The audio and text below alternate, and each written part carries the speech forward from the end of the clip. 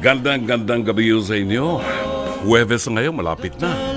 Malapit nang magbakasyon. Malapit na magpahinga. Ay, ngayon po ay April 4. Magandang gabi. Ito si Brother June Banaag. Welcome po sa programang Dr. Love Radio Show hanggang mamayang alas 11 ng gabi kasama ng mga barkada ho natin dito. Ay sasamahan po tayo at itatawid tayo hanggang mamayang alas 11 ng gabi. Pag-usapan ho natin ang napakaraming bagay, mga problema na atin pong na-encounter sa buhay natin ito. It's 38 minutes after 9. Tayo po ay napapakinggan sa 92.3 Radyo 5 True FM sa buong Mega Manila at sa iba't ibang himpilan po sa Luzon, Visayas at Mindanao. Tayo rin po ay sabay napapanood at napapakinggan sa Facebook page ng 92.3 True FM at sa Facebook page, ang yabang Facebook page ng Dr. Love. Ayun, di ba? For comments, messages, suggestions, mga pagbati ho ninyo, mga komentaryo. Pwede yun ninyong ipadala ang inyong mga mensahe sa atin. Hanapin lamang po at i-follow ang ating Facebook page ng Dr. Love. Pakishare na rin po para sa ating mga kaibigan at kamag-anak itong episode na ito para pakinabangan po nila. At sa lahat po ng mga may signal cable, tayo po ay napapakinggan sa Signal Satellite Channel 305. Pwede rin mapakinggan sa Signal Play app. Live po yan, Signal Play app. Mag-register lamang po ng libreng account sa www.signalplay.com. Maaari din kayo magpadala ng mga mensahe sa ating email address. Ang ating email address ay drloveradio5@gmail.com or pwede pong ipadala sa ating Dr. Love Facebook Messenger o dili kaya tumawag po kayo sa ating hotline sa 863-15788 at 863-16674. 9:40 is our time. Pagbabalik ko natin, ihahatid natin sa inyo ang mabuting balita sa araw na ito ng Huwebes, 4 ng buwan ng Abril. Pagkain pang-spiritual. Mga salita ng Diyos na nag-iiwan ng pag-asa, kapanatagan at kapayapaan. Pagkain pang-spiritual. Hango sa bagong tipan ng banal na aklat. Pagkain pang-spiritual. Narito ang ating pagkain pang-spiritual sa araw na ito ng Huwebes, 4 ng buwan ng Abril, at sa araw na ito ay kafiestahan ni San Isidro. San Isidro Saint Isidore, San Isidro de Labrador. Ang mabuting balita ay matatagpuan sa ika-24 na kabanata ng Ebanghelyo sang-ayon kay San Lucas, talata 35 hanggang 48. At isinalaysay naman ng dalawa ang nangyari sa daan at kung paano nila nakilala si Jesus nang paghati-hatian nito ang tinapay. Habang pinag-uusapan nila ito, tumayo si Jesus sa kalagitnaan nila at nagsabi, "Sumainyo ang kapayapaan." Natigilan sila at natakot sapagkat ang akala nila ay nakakita sila ng multo. Kaya't sinabi ni Jesus, "Bakit kayo natitigilan? Bakit kayo nag-aalinlangan? Tingnan ninyo ang aking mga kamay at mga paa. Ako nga ito. Hawakan ninyo ko at pagmasdan. Ang multo ay walang laman at buto, ngunit ako'y mayroon, tulad ng nakikita ninyo." Habang sinasabi niya ito, ipinapakita niya sa kanila ang kanyang mga kamay at mga paa. Parang hindi pa rin sila makapaniwala sa laki ng galak at pagkamangha. Kaya tinanong sila ni Jesus, "May pagkain ba kayo riyan?" Siya ay binigyan nila ng isang hiwa ng isdang inihaw. Kinuha niya ito at kinain sa harap nila. Pagkatapos ay sinabi niya sa kanila, "Ito ang tinutukoy ko nang sabihin ko sa inyo nung kasakasama pa ninyo ko. Dapat matupad ang lahat ng nasusulat tungkol sa akin sa kautusan ni Moises, sa aklat ng mga propeta, at sa aklat ng mga awit. Binuksan niya ang kanilang pag-iisip upang maunawaan nila ang kasulatan. Sinabi niya sa kanila, ganito ang nasusulat. Kinakailangang magdusa at mamatay ang Kristo. At pagkatapos, siya'y muling mabubuhay sa ikatlong araw.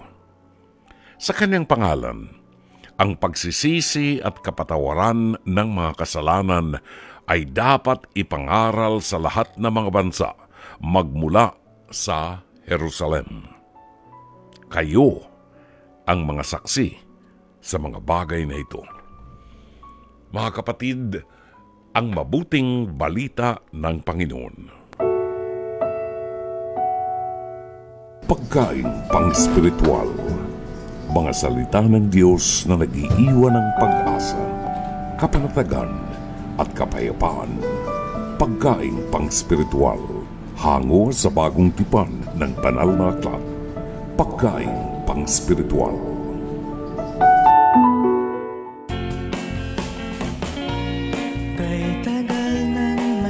Alas 9:47 ng gabi ang tumpak na oras sa palatuntunang Dr. Love Radio Show. Sa mga regular po na mga nakikinig sa ating programa, ang pagbati ho namin sa inyo ng magandang gabi. At nasa loob kita, hindi magtatagal. Ang paanyaya po namin sa inyo, samahan kami hanggang mamayang alas 11 at syempre pagtutuunan ho natin ng pansin ngayong gabi ang episode po ng ating Face-to-Face, Hirit ni Dr. Love. Ito po ay hinango sa programang Face-to-Face na mapaparoon po sa TV5 alas 11 ng umaga hanggang alas 12 ng tanghali.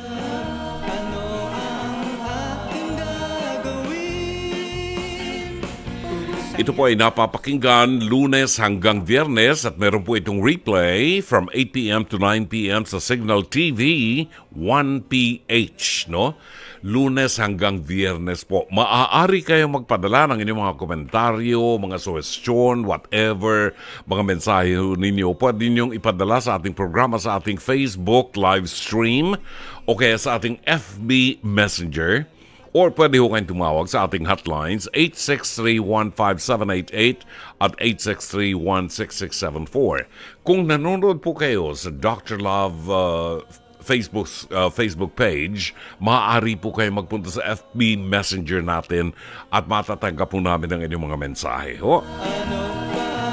Ano ang topic natin ngayon? Ano ang episode ngayon ng ating Face-to-Face Hirit ni Dr. Love? Itanong natin kay Santi kung maaalala niya ang ang title ng ating episode ngayong gabi. Please, bayad na please. Ano ito? Utang na naman ba ito? Diyos ko, wala ako sa bahay, hindi ako nakapanood. Utang na naman pag-uusapan natin. Alamin ho natin ang detalye ng episode na ito sa ating Face-to-Face Hirit ni Dr. Love. Narito.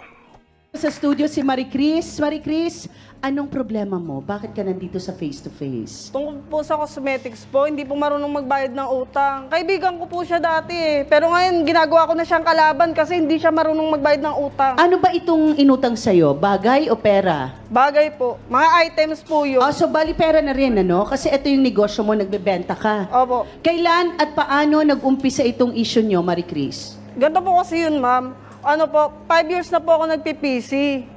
Ngayon po, hindi po nasisira yung pangalan ko. Ngayon po, dahil lang po sa kanya, nasira yung pangalan ko, hindi na ako makakuha ng order. Okay. Dahil sa kanya. Okay, so ito ba yung nilalako mo sa bahay-bahay, ganon? Iniikot-ikot nyo sa... Pa-order ko po, pa-order. Order sa'yo, may brochure ka? Opo. Tama? Okay, tapos... Oo, kasi kumpanya yan eh. Dapat nakakapag-deliver ka, kung hindi ka na talaga pagkakatiwalaan muli. Opo. So, ganyan ang nangyari sa'yo, kaya ka nang gagalaite. Opo. 5 years na po kasi ngayon lang po ako nasira dahil ngayon sa kanya. Ngayon ka lang nasira. Opo. Magkano itong pinag-uusapan nating halaga ng cosmetics? Ano po yun? Nasa 3,600. 3,600 malaki na rin, ha? po yun. Okay, so napag-usapan niyo na ba tungkol dito? Lagi ko po siya sinisingil, pinupuntahan ko po pag due date niya. Inaabot po siya ng due date talaga. Kakasingil ko po ng kakasingil eh. Hindi naman po nagbabayad eh. Magiging makulit na po talaga ako kasi ako naman yung kawawa eh. Kumbaga si Jessa ay dead ma lang pag sinisingil mo. Opo. Paano nangyari? Paano ba siya nangutang sa'yo? Sabi niya sa akin, gusto ko negotiate sa'yo. Tapos ngayon, sabi ko, sige, pa-ordering kita. Tapos ibibenta niya din. Ngayon, hindi ko na po alam yung nangyari. Basta naniningil ako sa kanya, hindi siya nagbabayad sa akin. Ganun lang, puro lang mangangako siya. Puro pangako, pero hindi niya tinutupad. Puro siya ganyan. At kayo raw ay nagkasakitan na? Opo, nung pinuntahan ko po siya doon, nagkasalitaan na po kami ng masama eh, hindi na po maganda eh. Nagkahilahan na po kami, nagkasakitan kami. Kaya napunta sa barangay, naglabasan na kasi yung mga tao doon eh. Wala pa raw due date, naniningil ka na. Due date na po, may due date po yun. May due May date listahan na. po ako may rito. listahan ka. May listahan ako rito. Okay, so, ayon lang naman yon sa research. Kasi pwede namang i-deny talaga. Siya ang umutang ng item. Kaya tawagin natin, Jessa, pasok. Hoy, sinungaling ka! Nagbabayad ako sa'yo! Siraulo ka! Nagbabayad ako sa'yo, Marie. Alam mo yan, bayad ako sa'yo December. Ito lang January hanggang March. Ang kapal ng mukha ko. May pirma ka? May pirma ka? Oh, may buwag ako dito. Bayad ako. Oh, good pay ako sa'yo December. Alam mo yan. Itong January, February, March lang hindi. Jessa, nakapagbayad ka ba? So, 3.6 ba talaga yung utang mo? Opo, ma'am. 3.6. Kailan ang huli mong bayad? Nung ano po, ma'am, December 22 po. May resibo ka, huli mong bayad is December, pero tama naman ang sinasabi ni Marie Chris na ang utang mo ay 3.6 pa rin. Ano ang nangyari sa'yo at hindi ka nakapag-deliver ng bayad dun sa item na kinuha mo? Ito, ganito po kasi yan, Ma'am Carla. Nung December po, bayad po ako noon. Lagi po ako nagbabayad sa kanya. Ito lang pong January hanggang March po, hindi po bayad. Wait, sigurado ka. Oo, bakit? Totoo naman. Okay, January to March. Yan lang ang pinag-usapan ba natin, Marie Chris? Kasi 3.6 naman eh. Yung 3.6 na yan, January to March ba yan? Ano po? Opo, January to March. Kasi December okay naman po siya eh. O yun na nga. So bakit kasi nagsabi ng, uy, sigurado ka? Yun lang naman ang sinasabi ni Jessa. Okay, Jessa, hindi na natin kailangan yung listahan kasi tama naman ang tali nyo. Bakit hindi ka na makabayad? Eh, kasi nga po, ma'am, natanggal po ako sa trabaho. Hindi ko lang po nasabi sa kanya. At bakit ikaw pa daw ang matapang tuwing ikaw ay sisingilin? Eh, paano naman, ma'am, maniningil yan sa maraming tao, pinapahiya ako. Sigurado ka? O, sigurado ako. Narinig mo ako? Nalaman ko yun. Record mo. Alam mo, di ko malalaman. Daming marites sa mundo. Oo, bakit kayo nagkasakitan nung naningil na si Marie Chris? Ano nangyari nun? Pumunta po sa bahay yan, ma'am. Kinukulit talaga ako, ma'am eh. Sinabi ko na nga na wala pa ako nagbabayad. Sino ba naman hindi Dapat mangulit? intindihin mo rin ako, wala Intindi, pa bakit nga. alam ko ba buhay Bakit ako lang mo? ba may utang sa'yo? Ako lang ba may utang sa'yo? Oh. Kulang ba may... Ikaw lang yung mahirap singilin. Ang mahirap singilin talaga. Walang mahirap singilin. Buti nga, inaisipan pa kitang bayaran kahit pinapahiya mo ko. Bakit? Bakit? Yan natural na bayaran mo. Ako tuloy masisira sa'yo eh. Okay, Pinahiya bakit mo mo ako eh. dahil napahiya ka at pinahiya ka at nabastos ka, so ang feeling mo parang ang sarap nitong hindi bayaran. Ganyan ba? Oo, ma'am. Kasi yung kupal yan, ma'am eh. Okay. Naniningil sa maraming tao. Pwede naman tayo mag-usap na tayo lang. Bawa, diba? nahiya naman ako sa bra. Ginamit ang jowa mo. Utang-utang ng bra. Bra para sa jowa, pero hindi kayang bayaran. Eh, mahal ko yung jowa ko eh. Kaya ako yung ginagawa eh. Bakit? Wala ka na doon, babayaran kita. Babayaran ko naman yung utang ko. Totoo bang umuutang na rin si Marie Chris sa iyo dahil wala na siyang kapera-pera? Opo, totoo po yun. Nangungutang na siya sa akin. Alam mo ba, 6 anak niya. May pinapadede pa siya. Ha? Ikaw, tol. Ha? Nauuna yung jowa mo. Kaya sa kanya, magbayad ka. Hindi puro pangako. Ako sa kanya, alam niyo. Magbayad ka! Yan ang sigaw ni Annabeth! Nagkataon po man talaga, ma'am, nawalan po ng trabaho itong kaibigan ko. Pasensya na, hindi tayo nanggigipit sa taong gipit, no? Pero maraming paraan para maintindihan ka ng inutangan Kasi, mo ma'am, nang may hindi na baby kayo... din naman po ito, ma'am, eh. Meron din po nung 8 months po yung baby. Jessa, magandang umaga sa iyo. pinapakinggan kong mabuti yung paraan ng pagbibigay mo ng katwiran. Parang, pasensya na ha, pero parang wala sa hulog. Ano? Wala sa tamang baksak. Si Marie Chris ay nagpapautang. Nang pautangin ka niya, nagtiwala siya sa'yo. In fact, lahat ng nagpapautang, nagtitiwala doon sa pinauutang nila. At sabi nga ni attorney, pag utang-utang, binabayaran. Miski anong katwiran mo, babayaran mo yan. Kaya lang, nakita ko lang kasi dito, parang hindi ayos ang priority mo sa buhay mo. Kasi, umutang ka kay Marie Chris at si Marie Chris naman ay umuutang sa kumpanya para maibenta yung mga items na yun. Imbis na ibenta niya, sa'yo niya ipinasa. Dahil inutang mo sa kanya, pinagtiwalaan ka niya, di ba? Pag hindi mo nabayaran yon kay Marie Chris, ibig sabihin, hindi niya mababayaran sa kumpanya, magkakaroon siya ng penalty. Ang resulta, ayaw na siyang pagtiwalaan. Now, hindi naman kasi maganda yung paniningil ni Marie Chris sa iyo di ba? Pinapahiyakan niya. Hindi sa gusto kong kampihan si Marie Chris. Pero pag ikaw ang nagpapautang at alam mong niloloko ka na nung umutang sa iyo, pinasasakay ka sa balat ng mani, mauubos talaga ang pasensya mo. At ang unang reaksyon ng tao, nagtataas ng boses para madinig mo yung kanyang gustong sabihin. So, diyan magsisimula ang misunderstanding. Hindi ko na pakakahabaan, kailangang i-prioritize natin. Tayo naman lahat may utang. Ako may utang sa Meralco dahil nagbayad ako kahapon. Ngayon may utang na ako sa Meralco. Pero pinaplano natin yan. No? Hindi pwedeng sabihin sa Meralco, wala pa akong pambayad babayaran kita, maghintay ka. Hindi pwede sa Meralco yun, puputulang ka. Yun ang realidad ng buhay natin. Ang akin lamang sa iyo, umutang ka ng bra para ipagamit sa iyong syota. No? Pwede naman sigurong gamitin yung mga lumang bra. Ano? Pwede naman gamitin, nakatago naman yun. At sa akin lang, i-prioritize natin ang pangangailangan, yung needs. Ano? Kailangan ko ba ito o gusto ko lang? No? Kailangan yung importante lang. As much as possible, huwag tayong mangutang. Kung kaya nating tiisin natin, mag-ipon tayo hanggang sa mabili natin yung gusto natin. Maraming salamat, Mama Carla. Maraming salamat din sa iyo, Brother John. Nakakainis talaga pag pinag-uusapan ng utang, lalo makakadinig ka ng mga katwiran na ganyan. Buti nga, may plano pa akong bayaran ka Parang utang na loob ko pa sa iyang ko na yung ka. Nung umutang ka sa akin, hindi ka nahirapan, pinautang kita. Nung naniningil na ako, pinapabalik-balik mo ko. At kung magalit ako, magagalit ka sa akin. Ano yon? Ano yon? May logic ba yon? Ang malinaw ho niyan, basta utang, babayaran.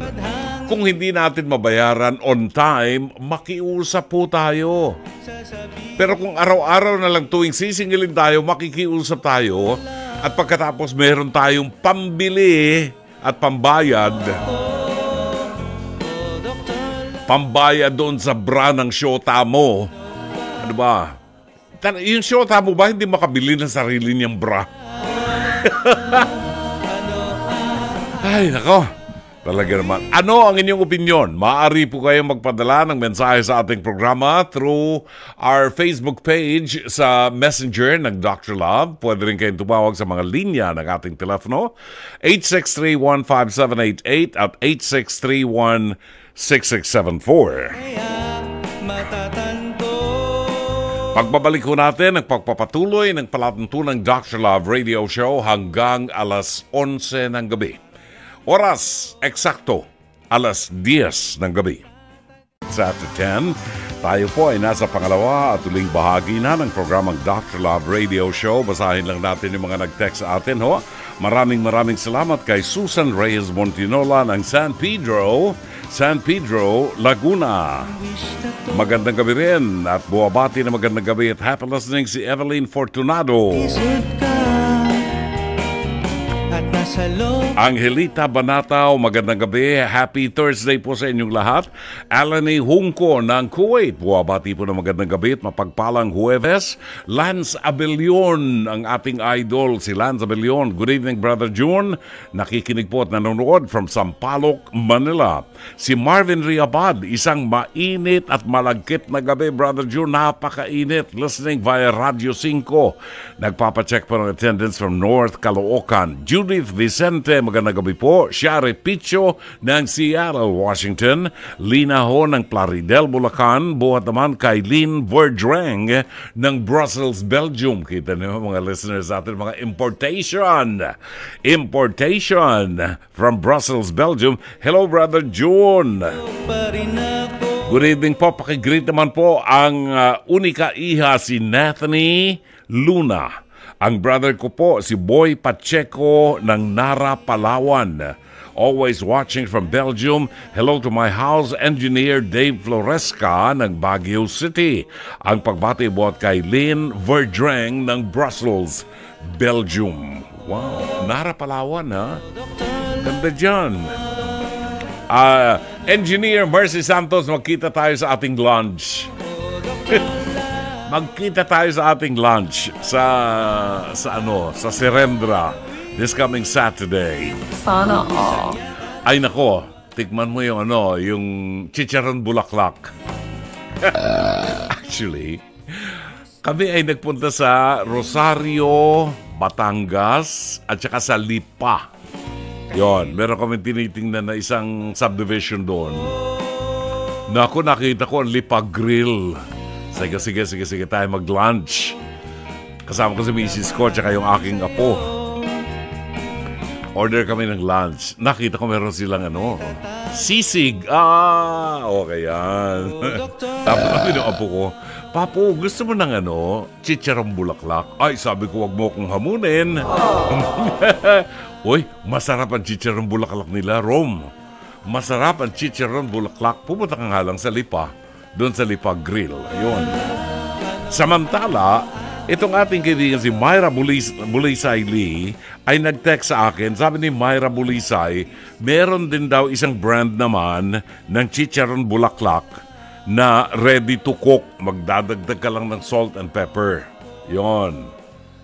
Na meron na bibiling chicharon bulaklak. Sabi naman ni Giorgio Serafica, yung aking pamangkin, yung isaw, may nabibili rin online. Hindi ako naka-order kanina, busy Bukas siguro, yun.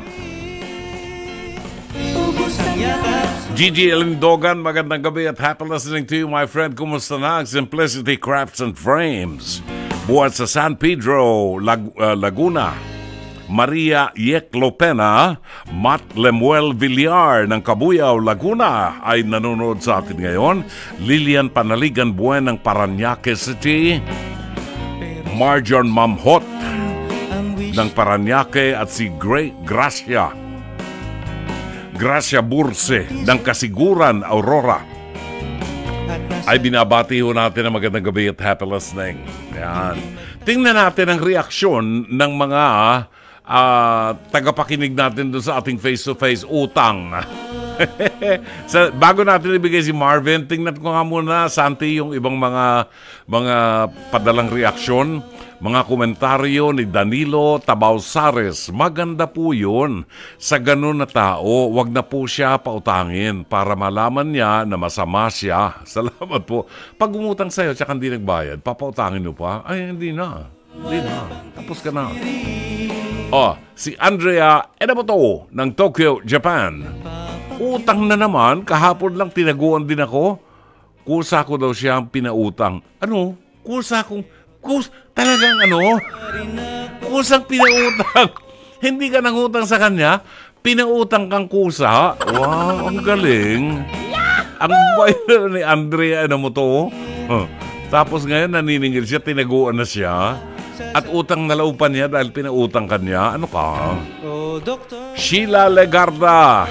Relate much po dyan, Dr. Love. Nako, talaga po. Matt Lemuel Villar. Dr. Love, as always, gustong-gusto kong advice mo. Walang paligoy-ligoy, straight to the point. I love it. Sabi ni Matt Lamuel Villar. Maraming salamat sa iyo, Matt. Meron pa? Okay. Si Marvin ng North Caloocan, Riabad, ay nasa linya ngayon. Marvin, good evening. Welcome to Dr. Love. Brother June. Yes, Marvin. Bago ko mag-comment, Brother June, natakam na naman ako dun sa isaw na yan. Narinig ko na naman yung Yung isaw, masarap yung isaw. Actually, kung hindi ako kung natatandaan ko, ang nanay ko nung araw, si Inang, nagluluto ng isaw na inaadobo niya. Adobong tuyo. Tapos may kaunting mantika pa yun, di ba? Tapos, manok yan, Brother June? Manok, oo. Tapos, kakainin mo yung kaning lamig ng nakakamay. Pagkatapos merong isaw. Ano ba yan? Di na ako natunawan ng pagkain sa tiyan. Ano ba yan? Ako'y nagpapapayit ako eh. Ito namang si producer ko, itong si Santi. Puro pagkain yung pinapakita sa akin.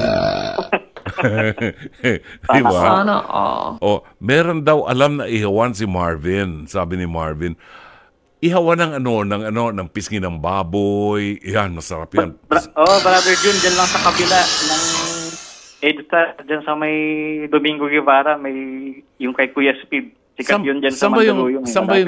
Saan yung Domingo Guevara? Along Shaw Boulevard? Hindi, Brother June. Kanto ng EDSA tsaka Domingo Guevara. Paglagpas ng Shaw Boulevard lang, isang kanto. Okay. Papuntang Southbound. Mandaluyong? Opo, papuntang Mandaluyong. Kanto lang siya na mismo ng EDSA tsaka ng Domingo Guevara. I see. Tambayan namin dati yan dyan. Nung nagtatrabaho ko dyan malapit, Brother June, sinasabawan pa yan ng sarsa ng sabaw ng isaw. Yung sabaw ng isaw, tsaka yung tenga ng baboy, yung pisngi ng baboy. Ano? Tapos meron kang ano yung atsara? Alam mo, gusto kong kumain ng atsara. Sarap nun. Pag kumakain ka ng baboy. Sa taba. Oo, di ba? Kailangan may fiber. Oo. Anyway. Tapos pineapple juice. Ayun. Oo, kaya yung pampababa ng blood pressure. Ayun. Alam mo, nakikinig sa programa natin, natatakaw, tinatakam natin sila. Kaya itong oras na ito, natin sila. 10:21 ng gabi, yung mga nakikinig sa atin, naghahanap ng mabibili ng barbecue, ano ba yan? Lalabas ng bahayan para kumain. Ako pagdating sa bahay, ayoko na kumain muna. Bawal yan. Bawal ba? Buti na lang tapos na ang Lent, Brother John. Libre na tayo ng mga ganyan. Yun nga, pero ang problema mo, tumataba ako eh. Kailangan mag-diet. Parehas tayo ng problema. Oo. Sabi naman ni Rome, masarap daw ngayon balut at saka Penoy. Balut at saka Penoy. Penoy hindi ako masyado sa Penoy eh. Balut at saka abnoy. Sarap. Bibingkang abnoy. Yan. Ako, yun yung hindi ko kinaya, Brother John, yung bibingkang abnoy. Yung mabaho. Unang tikim ko na, labas ko agad. Ang arte mo naman. Hindi ka kumakain ng mabaho? Hindi, Brother John, kumakain akong balot. Pero yung abnoy. Yung abnoy, hindi ko, iba yung klase eh. Huwag kang tumira sa pateros. Magiging outcast ka. Oo. Misis ko, taga-pateros eh. Kaya kumakain ako ng abnoy na bibingka. Alam mo nung araw, napagkukwentuhan din lang natin. Pala yun, no? Kwento ni June Banaag. Nung araw, nung bata pa kami, mga teenagers. Diyan sa amin sa Taguig, malaki yung lupa ng mga lolo ko dyan eh. Sa likod ng lupa ng lolo ko, may mga taniman ng palay. Pag wala ng palay, ginagawang playground yun ng mga kabataan. Ang ginagawa namin, nang hihingi kami ng itlog na bulok. Yun, yung abnoy. Itlog ng itik na gagawing balot na hindi nagtuloy. Bumaho na bulok. Pinamimigay yun. Ang ginagawa namin ng mga kaibigan namin, binabaon namin yon. Pupunta kami doon sa bukid. Pagkatapos, yun ang gagamitin namin pambato. Pag tinamaan ka nun, ang baho nun sa katawan mo. Talaga maliligo ka. Yun ang ginagamit namin nun. Pero ngayon, hindi na pinamimigayan. Ibinebenta na yan dahil ginagawang bibingkang abnoy. Na sinusukaan, di ba, Brother Jun? Oo, sasaw-saw mo ayun, sa suka na medyo maanghang. Oo. Sa mga taga-Pateros, alam nila meron pa silang adobong ukbo. Ukbo. Ano naman yun? Ukbo ay yung baby chicks. Baby chicks. Oo. Na inaadobo, niluluto din yan ng mga taga-Pateros. Ukbo. Ulam. Ulam. Oo. Um, Parang balut din. Diyos ko, ang sarap. Ang sarap. Maniwala ka. Ngayon, anong masasabi mo sa mga umuutang na hindi nagbabayad? Gray na tayo sa utang, Brother Jun. Medyo nakarelate ako pero Wag naman kayo masyadong judgmental sa mga nangungutang. Babayaran naman namin kayo. Hintayin niyo lang kung kailan kami magkapera. Yun nga ang problema, Brother Jun. Huwag kayong singil ng singil. Naniningil pa kayo. Kung maningil kayo, nagagalit pa kayo sa amin. Hintayin niyo kung kailangan namin kayo bayaran. Pag nagkapera kami. Yung naranasan ko, Brother Jun, lang. May utang din sa akin. Ang dami ko ng chat. Actually, nakapaggawa na ako ng demand letter na ipadala ko na doon sa kanya. Oo. Pero alam mo, ang nakapagpabayad sa kanya, Brother John, kaya hindi ko masisi si Marie Chris ba yun? Yun ang nagpautang, no? Nagpautang. Si Marie Chris. Si Marie Chris.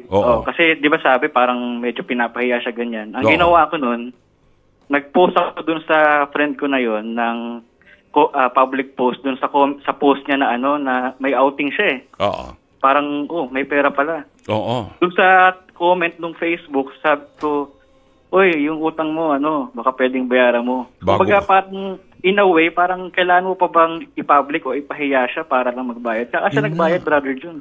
Bakit nyo papahiyain yung mga nangutang sa inyo? Bakit nyo papahiyain? Hindi ba kayo pwede makahintay kung kailan kayo bayaran? Brother Jun, babayaran naman kayo sobrang tagal na. Ha?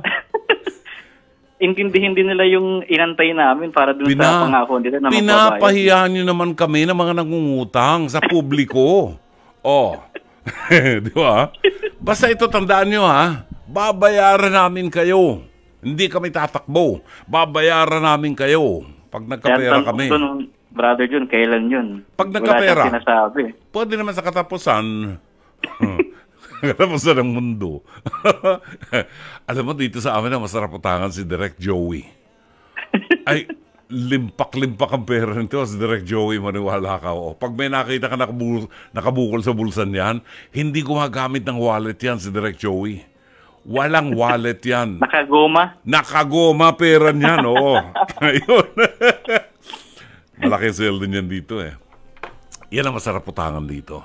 Oo. Ayun. Oo. So, sa mga pero wag kang uutang. Wag kang uutang ng below 100,000 kay Direk Joey. Kasi nai-insulto siya. Ay, 7 ang ATM ni Direk Joey? 7 talaga? Ay, pang isang... Alam mo kung bakit? Naintindihan ko yan. Ako, ang bawat ATM ko, 500,000 lang.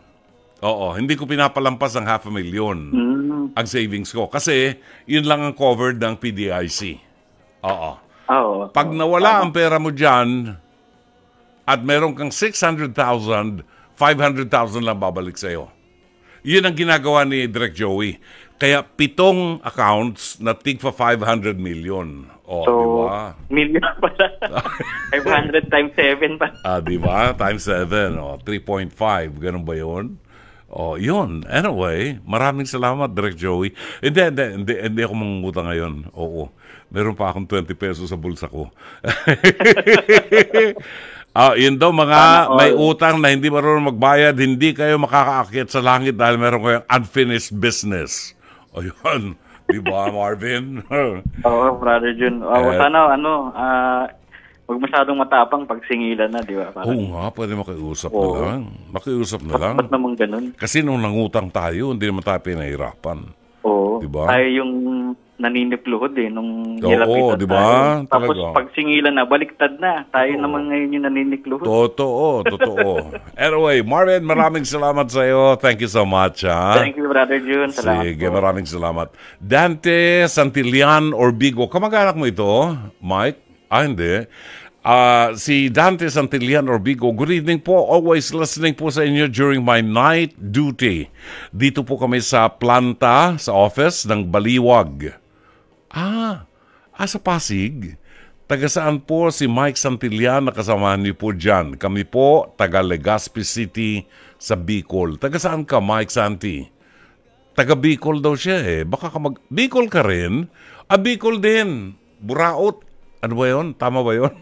Ano yung sabihin ng buraot? Hindi ko alam yun. Nadidinig ko lang yun. Taga Bicol daw siya, si Mike, yung producer namin dito. Uragon. Taga Bicol din siya sa Camarines Sur sa Naga. Ayan. Baka magkamag-anak kayo.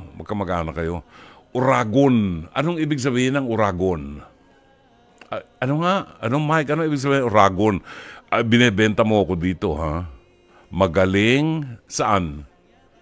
Magaling sa sex? Magaling sa lahat. Parang sakalam. Ayun, sakalam.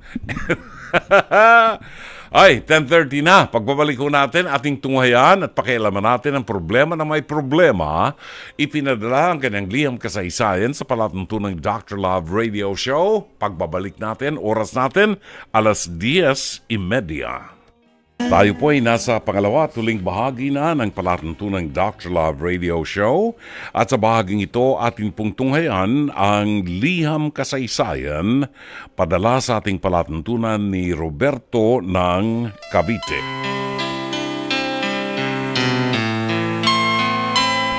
Narito ang kanyang liham kasaysayan at ito'y isang magandang panawagan para sa mga mag-asawa na matagal na ang panahon na nagsasama, na may mga anak na mga adults at namumroblema pa rin po. Narito ang kanyang liham kasaysayan. Dear Dr. Love, tawagin niyo lamang po ako sa pangalang Roberto, 44 anyos, mula po ako sa Cavite. Mayroon na po akong sariling pamilya at 24 years na kaming nagsasama ng aking asawa. Mayroon po kaming 2 anak, isang dalaga at isang binata. Kung magbabalik na nga po ako, hindi ko lubos maisip na ganong katagal na po pala kami. Masaya naman po ako. Makitang malaki na ang 2 anak ko at tinatahak ang kanilang magiging landas. Pero Dr. Love, sa kabila po nito, hindi ko po maiwasang mapaisip sa mga nagdaang bagay. Totoo po ang naririnig ko sa inyo sa tuwing may pinapayuhan po kayo na hindi ko mo magulang na o di kaya ay may edad na ay hindi na nagkakamali at palaging tama. Ngayon po kasi kahit na masasabi kong sinubok na kami ng panahon, at heto nakatayo pa rin at sama-sama, hindi ko maiwasang mapaisip kung bakit kaya hanggang ngayon, hindi pa rin maiwasan ang pag-aaway. Hindi po ba't dapat sa edad namin at sa tagal ng pagsasama ay kabisado na ang isa't isa? Pero ito, hindi pa rin po nawawala ang pagtatalo. At alam niyo po ba, sa edad namin, nagkakasakitan pa rin kami. Madalas kasi ang aking asawa, binabato ko ng kung ano-ano kapag nagkakamali ako ng sagot sa kanya. Ang mga anak ko naman, marunong nang sumagot. Gusto ko po sanang malaman saan po kaya ako nagkamali o di kaya naman ay nagkulang.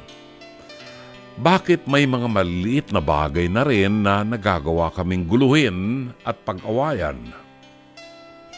Kanina po, kaarawan ng asawa ko, pero nag-away na naman po kami.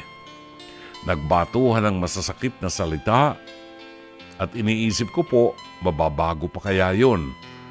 O ganito na po talaga kami habang buhay? Nabanggit niya ring makikipaghiwalay na siya sa edad namin. Sa totoo lang, natatawa ko sa sinasabi niya. Pero paano po kung sa sobrang kumpiyansa ko bigla na lamang pong totoo pala yung kanyang sinasabi? Nakakatawa man pero masasabi kong sa tinagal namin, hindi ko na rin alam kung paano nga ba mag-handle ng pamilya. Sa nakikita ko po sa iba, mga may edad na, matiwasay na pong nagsasama, wala ng away, graduate na sa batuhan ng mga gamit, pero kami, bakit parang hindi kami natatapos sa mag-asawa? Mabait naman po siya, mapagmahal, at masakripisyo. Ako rin po. Masasabi ko namang ginagawa ang lahat para sa aming pamilya, pero bakit hindi namin magawang iwasan ang pagtatalo at pag-aaway at ang pagsasakitan? Gumagalang, Roberto.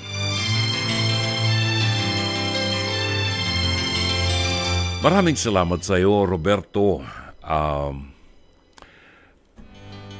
Unang-una, sa pagsasama ng mag-asawa, mahalaga na inilalagay natin ang Diyos sa gitna ng ating pagsasama.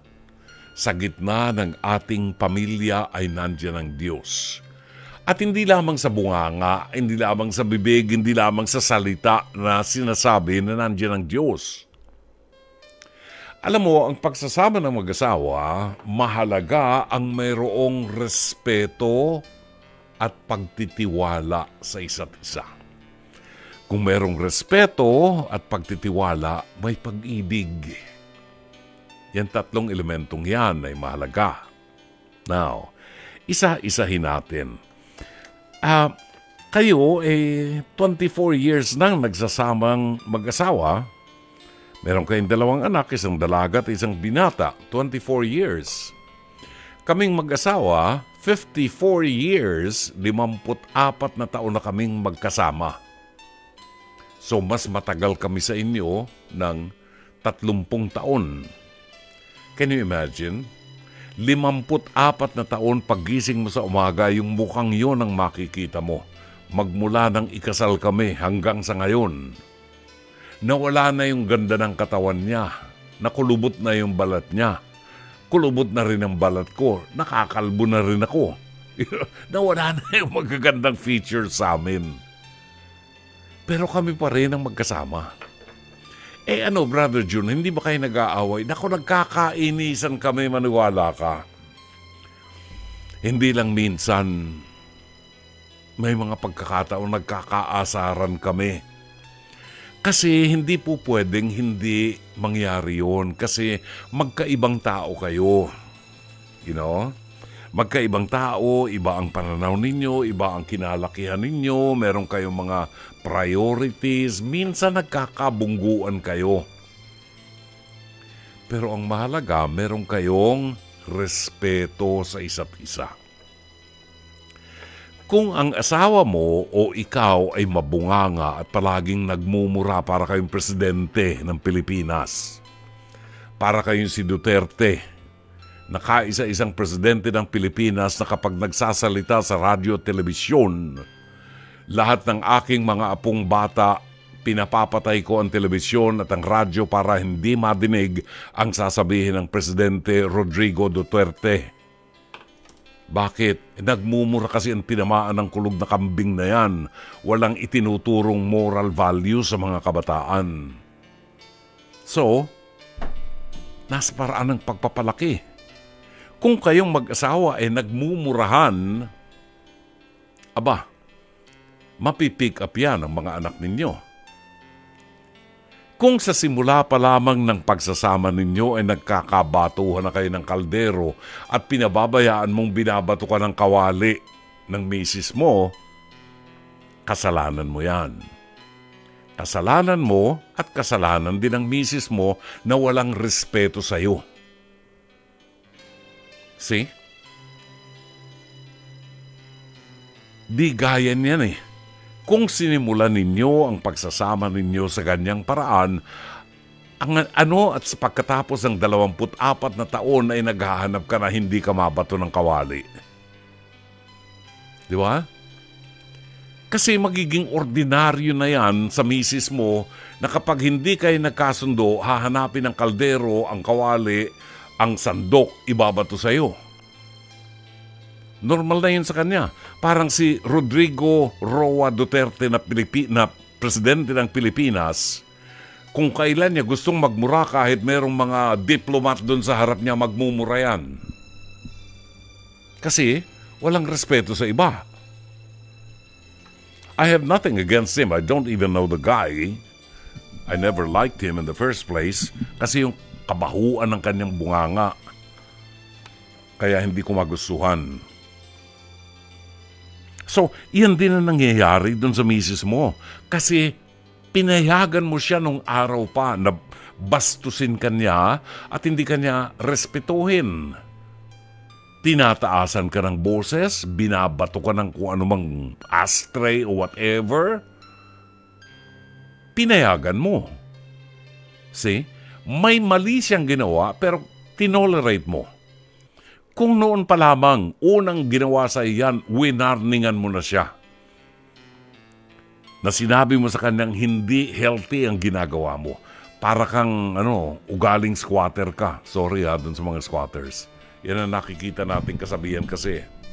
Ugaling, laking karsada ka. Ano pa ang hahanapin mo sa mga anak mong dalaga at binata na values kung walang values na naituro ang mga magulang sa kanya? Baka katulad ka nung isang naging guest namin sa face-to-face na yung kanyang asawa ay nakipag one night stand sa isang lalaki, siya naman ay iyak ng iyak. Pagpasok pa lamang dun sa set, iyak na ng iyak. Yung isa namang isang naging guest namin, lagi nagugulpi ng asawa niya. Yung mukha niya sinasaksak ng asawa niya sa putik at tapos iiyak siya ng iiyak. Anong klase yun, di ba? So, walang respeto. Sa aming mag-asawa, hindi ko sinasabing perfecto kami.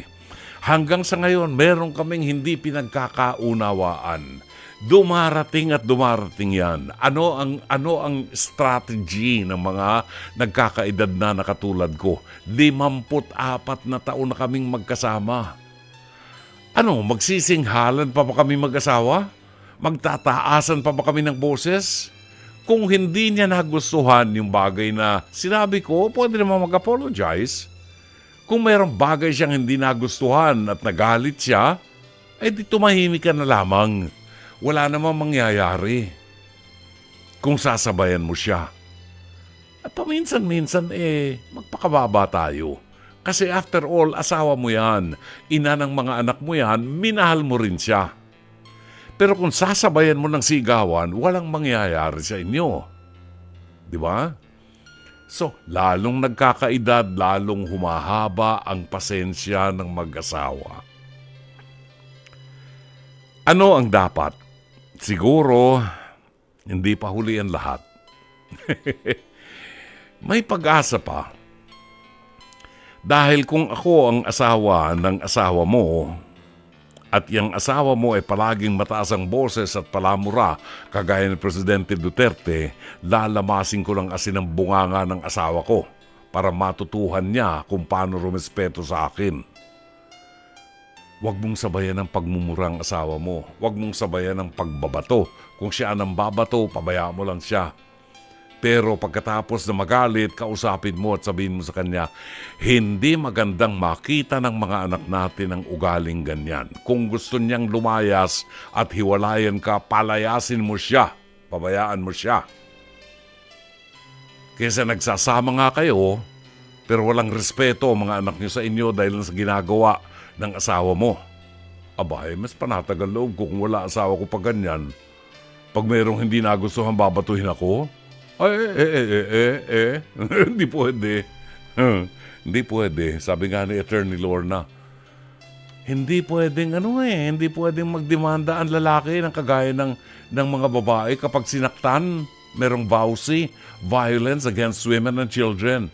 Sa mga lalaki, pag ginulpi ng asawa, hindi kami pwede magdemanda.